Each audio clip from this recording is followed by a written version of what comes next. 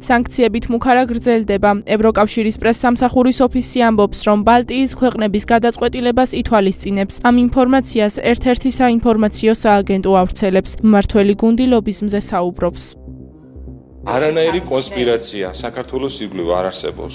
არც ამერიკის შეერთებულ შტატებში, არც ევროპაში. ისინი არიან მეგობრები, რომლებიც ხარს უჭერენ 30 წელზე მეტია საქართველოს თავისუფლებას. Deep State-ის გავლენა ევროპაზე არის ძალიან დიდი. რა საქართველოს პირდაპირ ებრძვიან კაი კალასის განცხადებები ნახეთ ამერიკის პრეზიდენტთან მიმართებაში და ეხლა რა გიკვირთ რომ საქართველოსთან მიმართებაში რადგან მათ პოლიტიკას ასე არ გავატარებდა ჩვენ სუვერენიტეტს არ დავთმობთ რაღაცა უარყოფითი სანქციები არ რაღაცა წამოვიდნენ. რას ეთანხმება ის მისი დაწერილი განცხადებაა და გააკეთებინეს ესტონეთს ეს განცხადება. თავიდან ბოლომდე ეს Deep State რაც არის ევროკავშირის სტრუქტურაში ეს მათი დაწერილი განცხადებაა.